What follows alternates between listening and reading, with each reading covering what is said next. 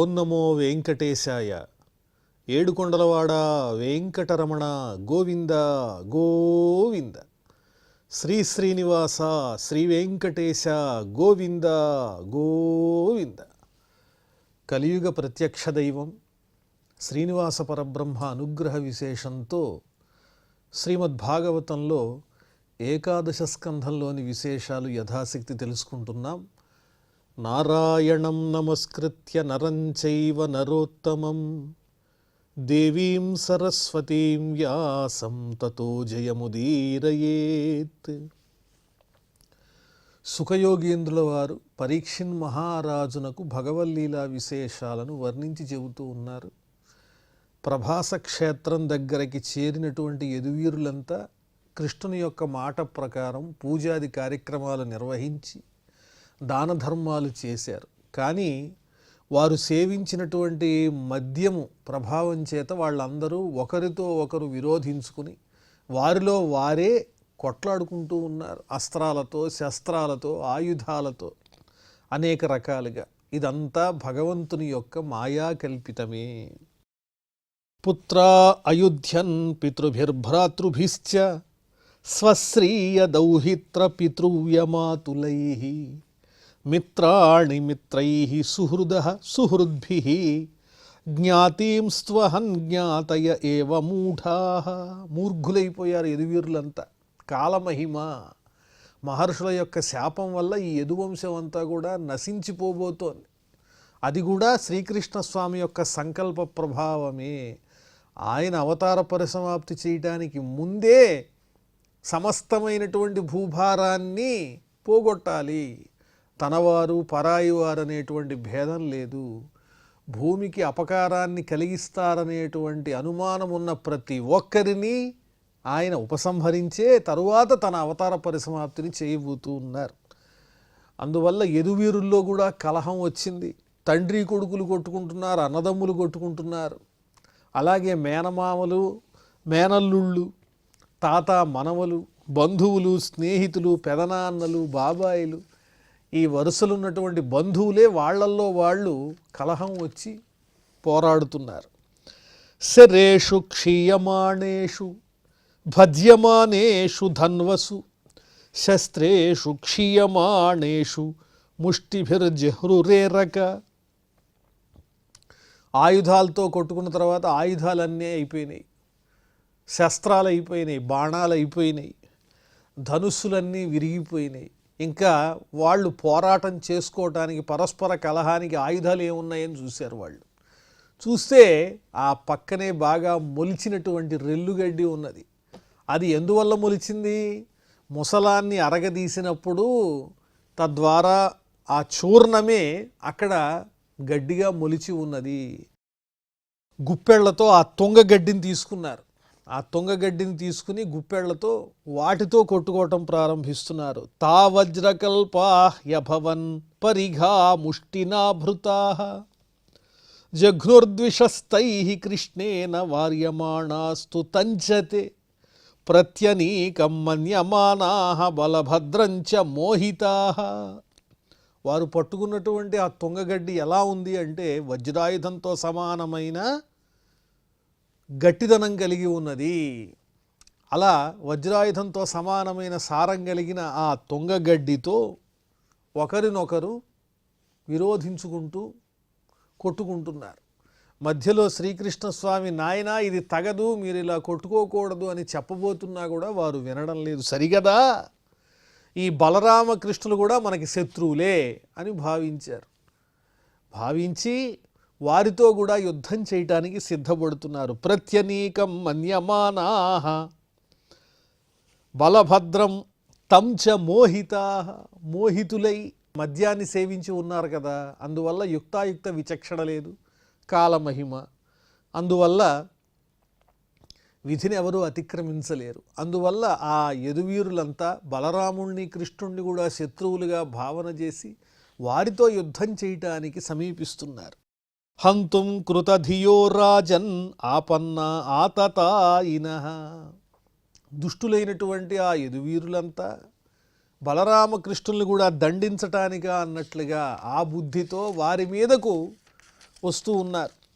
అథ తావపి సంక్రుద్ధౌ ఉద్యమ్య కురునందన ఏరకాముష్టి పరిఘౌ చరంతౌ జఘ్నతుర్యుధి.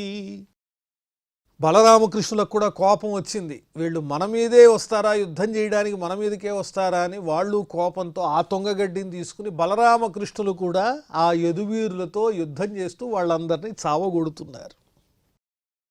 బ్రహ్మశాపోపసృష్టానాం కృష్ణమాయా వృతాత్మనాం స్పర్ధా క్రోధ క్షయం నిన్యే వైణవోగ్నిర్యథావనం. వెదురులో మొదలైనటువంటి అగ్ని సెగలు అక్కడితో ఆగవు, వనాన్నంతా దహించేస్తాయి. అలాగే ఈ యదువంశంలో వీళ్ళ మధ్య ఏదైతే కలహం ప్రారంభమైందో అంతకంతకి పెరిగిపోయి ఒకళ్ళనొకళ్ళు చంపుకునేదాకా వచ్చేసింది. దీనికి కారణం ఏమిటి అంటే బ్రహ్మఋషులైనటువంటి ఆ ఋషుల యొక్క శాపం ఒకటైతే ముఖ్యంగా కృష్ణుని యొక్క మాయ, ఆయన సంకల్పమే. ఈ విధంగా వారు యదువీరులు ఒకరితో ఒకరు పోటీతో క్రోధంతో ఎక్కడా లేనటువంటి అధికమైనటువంటి విరోధంతో వాళ్ళల్లో వాళ్లే చంపుకుంటూ నాశనమైపోతూ ఉన్నారు. ఏవం నష్టేషు సర్వేషు కులేషు స్వేషు కేశవః అవతారితో భువో భారః ఇతి మేనే అవశేషితః. ఈ విధంగా ఆ యదువీరులంతా ఒకరినొకరు కొట్టుకుని చనిపోయిన తర్వాత అప్పుడు కృష్ణుడు అనుకున్నాడు, నేను అవతరించినటువంటి లక్ష్యం ఇప్పటికి పరిసమాప్తమైంది. ఈ యాదవులు కూడా అందరూ నశించారు, భూభారం సంపూర్ణంగా నశించిందని భావన చేశాడు ఆయన. రామసముద్ర వేలాయాం యోగమాస్థాయ పౌరుషం తత్యాజలోకం మానుష్యం సంయోధ్యాత్మానమాత్మని. ఇక బలరాముడు సముద్ర తీరంలో ధ్యాన నిమగ్నుడై యోగ సాధనలో ప్రవేశించాడు. ఆయన దేహాన్ని విడిచిపెట్టాలని నిర్ణయించుకున్నాడు. తన మనస్సుని పరమాత్మలో ఏకం చేస్తూ ఈ మానవ రూపాన్ని విడిచిపెట్టాడు. ఈ దేహాన్ని, మానవ దేహాన్ని కూడా విడిచిపెట్టాడు. రామ నిర్యాణమాలోక్య భగవాన్ దేవకీసుతః నిషసాదధరోపస్థే తూష్ణీమాసాద్య పిప్పలం. ఎప్పుడైతే బలరాముడు దేహాన్ని విడిచిపెట్టాడో, అవతార పరిసమాప్తి చేశాడో, వెంటనే పూజ్యుడైనటువంటి దేవకీదేవి పుత్రునిగా అవతరించినటువంటి శ్రీ మహావిష్ణు స్వరూపుడైన శ్రీకృష్ణస్వామి ఒక రావి చెట్టుని ఆనుకుని మౌనంగా అలా కూర్చున్నాడు. బిభ్రచతుర్భుజం రూపం భ్రాజిష్ణు ప్రభయా స్వయ దిశో వితిమిరాః కుర్వన్ విధూమ ఇవ పావకః. ఎలా ఉన్నాడా కృష్ణస్వామి అంటే ఆయుధములు ధరించి 4 భుజములతో ప్రకాశిస్తూ ఉన్నాడు. పొగలేనటువంటి నిప్పులాగా ప్రకాశిస్తున్నాడు. ఏమాత్రం కల్మషం లేనటువంటి కాంతితో, దిక్కులలో ఉండేటువంటి చీకట్లన్నీ తరిమిగొట్టేటువంటి సూర్యకాంతి వలె ఆ శ్రీకృష్ణస్వామి యొక్క తేజస్సు అంతటా వ్యాపిస్తూ ఉన్నది. శ్రీవత్సాంకం ఘనశ్యామం తప్తహాటకవర్చసం కౌశేయాంబరయుగ్మేన పరివీతం సుమంగళం. శ్రీవత్సం అనేటువంటి చక్కని పుట్టుమచ్చ, నల్లనైనటువంటి మేఘం లాంటి దివ్యమైనటువంటి స్వరూపము, అలాగే ఆయన దేహకాంతితో పాటు మెరిసిపోయేటువంటి అలంకరించుకున్న బంగారు ఆభరణాలు, పుటం పెట్టినటువంటి స్వచ్ఛమైన బంగారంతో చేయబడిన ఆభరణాలు ధరించి ఉన్నాడు. పట్టు వస్త్రముల యొక్క జంట ఆయన ధరించి ఉన్నాడు.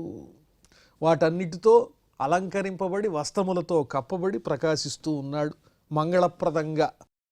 సుందరస్మిత వక్త్రాబ్జం నీలకుంతల మండితం పుండరీకాభిరామాక్షం స్ఫురన్ మకరకుండలం. ఆయన ముఖపద్మము చిరునవ్వుతో ప్రకాశిస్తున్నట్లుగా ఉన్నది. పద్మంలాంటి అందమైన సుందరమైనటువంటి ముఖము, నల్లనైనటువంటి ముంగురులు అలా ముఖం మీద అలా అలా వేలాడుతూ ఉన్నాయి. వాటి అలంకరణతో ఈ ముఖపద్మం ఇంకా ప్రకాశిస్తూ ఉన్నది. అలాగే ఆయన నేత్రములు కూడా విశాలంగా ఉన్నాయి, పద్మముల వలె విశాలంగా ఉన్నాయి. ప్రకాశిస్తూ ఉన్నటువంటి బంగారుమయమైనటువంటి కుండలాలు, చెవులకు ఉన్నటువంటి ఆభరణాలను ధరించి ఉన్నాడు. చతుర్భుజుడై చక్కగా అలంకారాలు అలంకరించుకుని నీలమేఘ ఛాయతో నేనే శ్రీ మహావిష్ణువుని అని తెలియజేస్తూ అలా ఊరికే కూర్చుని ఉన్నాడు, ఆసీనుడై ఉన్నాడు. కటిసూత్ర బ్రహ్మసూత్ర కిరీట కటకాంగదై హారనూపుర ముద్రాభి కౌస్తుభేన విరాజితం. అలాగే నడుముకి చక్కటి మొలత్రాడు ఉన్నది, యజ్ఞోపవీతం ఉన్నది, స్వర్ణ ఖచ్చితమైన మణిమయమైనటువంటి కిరీటాన్ని ధరించాడు. ఆ చేతులకు ఆభరణాలు ఉన్నాయి, భుజకీర్తులు ఉన్నాయి, మెడలో హారాలు మెరిసిపోతూ ఉన్నాయి, కాళ్లకు అందెలు కూడా ఉన్నాయి, వేళ్లకు ఉంగరాలు ఉన్నాయి. ఆ కంఠసీమలో కౌస్తుభం అనేటువంటి మణి మెరిసిపోతూ ఉన్నది. ఈ వర్ణన చేసేది ఎందుకంటే ఈ సమయంలో మనం ఆ స్వామిని ఒక్కసారి తలుచుకోవటానికి. వనమాలా పరీతాంగం మూర్తిమద్భి నిజాయుధై కృత్వోరౌ దక్షిణే పాదమాసీనం పంకజారుణం.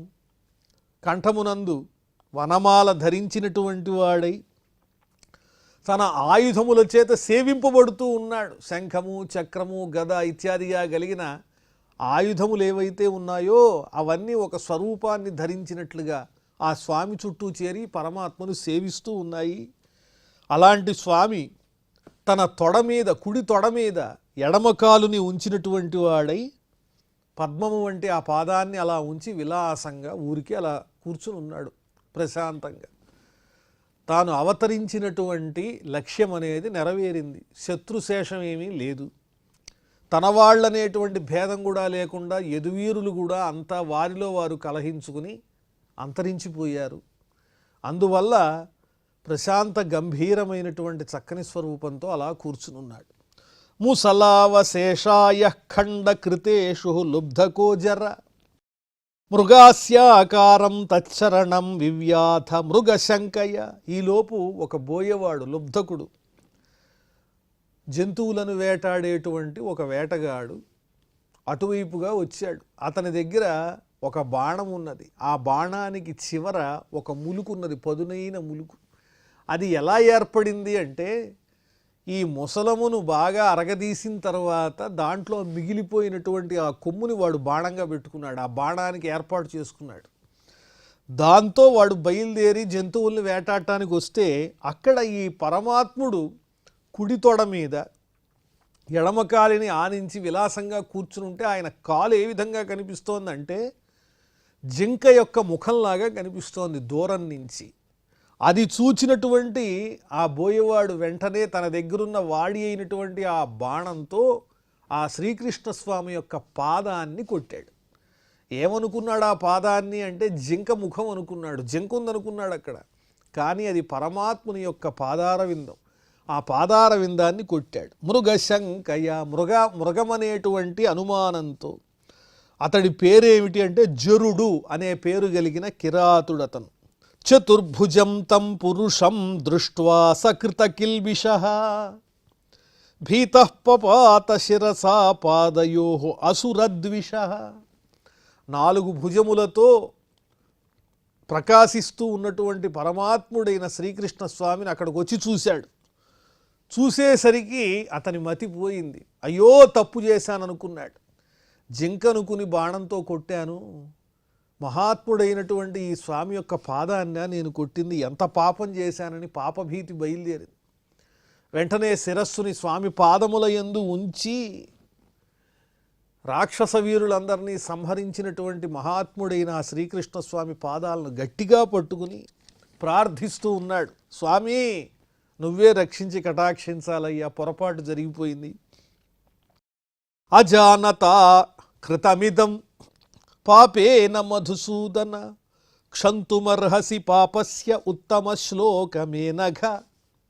తెలియకపోవటం చేత చేయబడినటువంటి మహాపరాధం ఇది. ఓ మధుసూదన, ఓ శ్రీకృష్ణ, నన్ను నువ్వే రక్షించాలి, క్షమించాలి. నా పాపానికి ప్రాయశ్చిత్తమే లేదు. ఉత్తమమైనటువంటి చరిత్ర కలిగినటువంటి నిన్ను, ఓ పవిత్రమైనటువంటి స్వరూపం కలిగిన కృష్ణ, నేను బాధించాను, నన్ను క్షమించవలసింది ఈ పాపాత్ముణ్ణి అని పాదాల మీద పడి వేడుకున్నాడు ఆ బోయేవాడు. యస్యానుస్మరణం నృణాం అజ్ఞానధ్వాంత నాశనం వదంతి తస్య తే విష్ణో మయా సాధు కృతం ప్రభో. ఓ స్వామి, ఏ మూర్తినైతే తలుచుకుంటే వారి వారి పాపాలన్నీ నశించిపోతాయో ఆ పవిత్రమూర్తిన నేను బాధ పెట్టింది. ఏ స్వామి నామస్మరణ చేత అజ్ఞానం అనేటువంటి అంధకారాలన్నీ కూడా నశించిపోతాయో అలాంటి ఓ శ్రీ మహావిష్ణో, నీకు నేను అపరాధం చేశాను, నీ పట్ల అపచారం చేశాను, అసాధుకృతం, నేను తప్పు చేశానయ్యా, ఓ విష్ణో నన్ను రక్షించు, క్షమించు అని ప్రార్థించాడు. తన్మాసు జహి వైకుంఠ పాప్మానం మృగలుబ్ధకం యథా పునరహం త్వేవం న కుర్యాం సదతిక్రమం. మహాత్ములైన వారి పట్ల అపరాధం చేయటం క్షమించకూడనిది. ఇప్పుడు నేను అదే చేశా, తెలియక చేశాను. మరి నాలాంటి తెలియని వాడు ఇంకా బతికుండొచ్చా? ఇక మీద ఎవరి పట్ల ఇటువంటి అపరాధం నేను చేయకుండా ఉండాలి అంటే ఈ క్షణమే ఓ వైకుంఠవాస శ్రీ మహావిష్ణు నన్ను చంపేయి. తన్మాసు జహి వైకుంఠ పాప్మానం మృగలుబ్ధకం. మృగములన్నింటినీ హింసించేటువంటి లక్షణం ఉన్న నాలాంటి ఈ కిరాతుడు జీవించి ఉండడానికి వీల్లేదు. కాబట్టి ఓ వైకుంఠధామమునందు ఉండే ఓ శ్రీ మహావిష్ణు, నీవు వెంటనే నన్ను సంహరించు. మళ్ళీ ఇలాంటి పొరపాటు నా వల్ల జరగకూడదంటే నాలాంటి అజ్ఞాని బ్రతికి ఉండడానికి వీల్లేదయ్యా. యస్యాత్మయోగరచితం న విదుర్విరించో రుద్రాదయోస్యతనయాః పతయో గిరామ్యే తన్మాయయా పిహితదృష్టయ ఏతదంజః కింతస్యతే వయమసద్గతయో గృణీమః. నీ విచిత్రమైనటువంటి సంకల్పాలను, రహస్యాలను ఆ బ్రహ్మాదులు కూడా తెలుసుకోలేరు. ఆ బ్రహ్మగారిని సృష్టించిందే నువ్వు కదా. అందరినీ సృష్టించేటువంటి ఆ సృష్టికర్త ఆయన కూడా నీ మాయని ఎరుగడు. అలాంటి గొప్ప సంకల్పములు కలిగినటువంటి వాడవు నీవు. ఇంకా ఆ రుద్రుడు కానీ ప్రజాపతులు కానీ వీళ్ళు కూడా నీ మాహాత్మ్యాన్ని ఎరుగరు. అదేవిధంగా చక్కని వాక్పటిమ కలిగినటువంటి వారు, బుద్ధి సంపద కలిగినటువంటి వారైన దివ్య ఋషులు, దేవఋషులు, మహర్షులు, అంగిరసుడు ఇత్యాదిగా కలిగినటువంటి మహర్షులు కూడా నీ దివ్యమైనటువంటి లీలలలో ఎరుగరు. దేవతలకు, మహర్షులకు ఇత్యాదులకే దుర్లభమైనటువంటి సంకల్పములు కలిగిన నీ మహిమ నాలాంటి సామాన్యుడు ఎలా తెలుసుకోగలడు స్వామి? ఈ అజ్ఞానిని క్షమించు. అందరి జ్ఞానము నీ మాయతోనే కప్పబడింది. ఇక సామాన్యులమైనటువంటి మా గురించి ఇంకా చెప్పేదేముందయ్యా కృష్ణ, దయచేసి నన్ను సంహరించు ఈ పాపిని అనంగానే అప్పుడు శ్రీకృష్ణస్వామి ఈ విధంగా మాట్లాడుతున్నారు ఆ బోయవానితో. శ్రీ భగవానువాచ మా భైర్జరే త్వముత్తిష్ఠ కామ ఏష కృతో హిమే. మా భైర్జరే త్వముత్తిష్ఠ కామ ఏష కృతో హిమే యాహి త్వం మదనుజ్ఞాతః స్వర్గం సుకృతినాం పదం.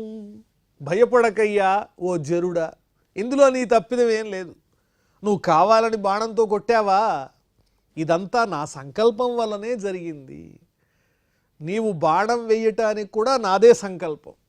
నీవు నా పట్ల అపచారం ఏమీ చెయ్యలేదు. నేను అనుకుంటేనే ఇది జరిగింది.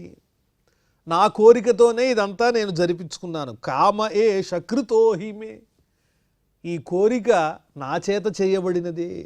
అందువల్ల నీకు ఉత్తమమైనటువంటి లోకాన్ని అనుగ్రహిస్తున్నాను. యాహిత్వం మదనుజ్ఞాతః కామ ఏష కృతో హిమే యాహిత్వం మదనుజ్ఞాతః స్వర్గం సుకృతినాం పదం. పుణ్యాత్ములైనటువంటి వారందరికీ స్థానభూతమైనటువంటి ఆ స్వర్గలోకానికి నీవు చేరుకుంటావు నా ఆజ్ఞతో. నీకు స్వర్గాన్ని ప్రసాదిస్తున్నాను, స్వర్గసుఖాల్ని హాయిగా వెళ్ళి అనుభవించు అని తన్ని బాణం వేసి కొట్టినటువంటి ఆ కిరాతునకు స్వర్గాన్ని అనుగ్రహించాడు పరమాత్ముడు. శ్రీ సుక ఉవాచ ఇత్యాదిష్టో భగవతా కృష్ణేనేచ్ఛా శరీరిణ త్రిపరిక్రమ్యతం నత్వా విమానేన దివం యయౌ. ఈ విధంగా పరమాత్ముడైనటువంటి ఆ శ్రీకృష్ణ స్వామి ఆ లుబ్ధకుణ్ణి అనుగ్రహిస్తే ఆ జరుడనేటువంటి కిరాతుడు పరమాత్మ అయిన శ్రీకృష్ణుని యొక్క అనుగ్రహ విశేషం చేత అప్పటికప్పుడే దివ్య విమానాన్ని అధిరోహించి స్వర్గానికి వెళ్ళాడు. వెళ్లే ముందు త్రిపరిక్రమ్య నత్వా శ్రీకృష్ణునకు 3 ప్రదక్షిణలు చేశాడు. శిరసు వంచి నమస్కారం చేశాడు. ఎటువంటి కృష్ణస్వామికి? ఇచ్ఛా శరీరిణ, తన సంకల్పంతో హేళగా నచ్చినటువంటి దేహాలను ధరించి లోక కళ్యాణం కోసం అవతరించేటువంటి పరమాత్మ స్వరూపుడైన ఆ శ్రీకృష్ణునకు నమస్కరించి దివ్య విమానాన్ని అధిరోహించినటువంటి వాడై అలా అలా స్వర్గానికి వెళ్ళిపోయాడు. ఈలోపు దారుక కృష్ణ పదవీ మన్విచ్చన్ అధిగమ్యతాం వాయుం తులసికామోదం ఆఘ్రాయాభిముఖం యయౌ. శ్రీకృష్ణస్వామి యొక్క రథసారథి దారుకుడనే పేరు కలిగినటువంటి అతను శ్రీకృష్ణుడు ఎక్కడున్నాడని వెతుక్కుంటూ వస్తున్నాడు. వెతుకుతూ వెతుకుతూ వస్తుంటే శ్రీకృష్ణస్వామి జాడ అతను తెలుసుకున్నాడు. ఏ విధంగా తెలుసుకున్నాడంటే శ్రీకృష్ణస్వామి కంఠసీమను అలంకరించి ఉన్నటువంటి తులసిమాల యొక్క దివ్యమైన పరిమళంతో, ఆహా ఇక్కడ తులసిమాల యొక్క పరిమళం వస్తోందంటే ఇక్కడ కృష్ణస్వామి ఉన్నాడు అని అన్వేషిస్తూ అన్వేషిస్తూ సంచరిస్తూ సంచరిస్తూ ఎక్కడైతే కృష్ణస్వామి ఉన్నాడో అక్కడికి వచ్చాడు ఆ దారుకుడు. వాయుం తులసికామోదం, తులసికామోదం వాయుం అంటే తులసిమాల యొక్క సువాసనతో నిండినటువంటి వాయువుని ఆఘ్రాణిస్తూ అభిముఖం యయౌ, కృష్ణునికి ఎదురుగా వచ్చాడు ఆ దారుకుడు. తం తత్ర తిగ్మద్యుభిః ఆయుధైః వృతం అశ్వత్థమూలే కృతకేతనం పతిం స్నేహప్లుతాత్మా నిపపాతపాదయోః రథాదవప్లుత్య సబాష్పలోచన. ఆ దారుకుడు అక్కడికి వచ్చి చూసేటప్పటికీ శ్రీకృష్ణస్వామి ఒక్కడే అలా కూర్చుని ఉన్నాడు. ఆయన పాదంలో వాడి అయినటువంటి బాణం ఉన్నది. ఆ స్వామి నిర్లిప్తంగా ఉన్నాడు, తటస్థంగా ఉన్నాడు. ఆ స్వామిని చూచాడు. ఆయన చుట్టూ కాంతివంతమైనటువంటి ఆ స్వామి యొక్క ఆయుధాలు ఆయన్ని సేవిస్తున్నాయి. ఆ విధంగా చెట్టు నీడలో, రావి చెట్టు నీడలో అలా ఆసీనుడై ఉన్నటువంటి ఆ పరమాత్ముడైన శ్రీకృష్ణస్వామిని చూచి ఆయన పాదాల మీద పడ్డాడు. ఒక్కసారిగా రథం మీద నుంచి కిందకి దూకి రథం మీద వచ్చాడు ఆ దారుకుడు కృష్ణుడిని అన్వేషిస్తూ. ఆ రథం మీద నుంచి ఒక్కసారిగా దూకి కృష్ణస్వామి పాదాల మీద పడి ఆనందాశ్రువులతో ఆ స్వామి యొక్క పాదాలను కడిగాడు. సబాష్పలోచన, కన్నీటితో ఆయన పాదాలను కడిగాడు. అపశ్యతస్త్వచ్చరణాంబుజం ప్రభో దృష్టి ప్రణష్టా తమసి ప్రవిష్ట దిశో నజానే నలభే చ శాంతిం యథా నిశాయాముడుపే ప్రణష్టే. నీ పాదాలు నాకు కనిపించకపోతే నాకు దారుణమైన చీకటి అలముకున్నట్లుగా ఉన్నది. నా దృష్టి కాస్త మసకబారిపోయిందయ్యా. దిక్కులు తెలియటం లేదు, చీకట్లు గమ్మాయి, మనసులో శాంతి లేదు. చంద్రుడు లేకపోతే ఆ రాత్రి ఎంత దారుణంగా ఉంటుందో, నీ పాదాలు కనిపించకపోతే నా పరిస్థితి అలా ఉన్నది. అంధకార బంధురం అయిపోయింది, అజ్ఞానమయమైపోయింది అన్నాడు. ఇతి బ్రువతి సూతే వై రథో గరుడ లాంఛన ఖముత్పపాత రాజేంద్ర శాశ్వధ్వజ ఉదీక్షత.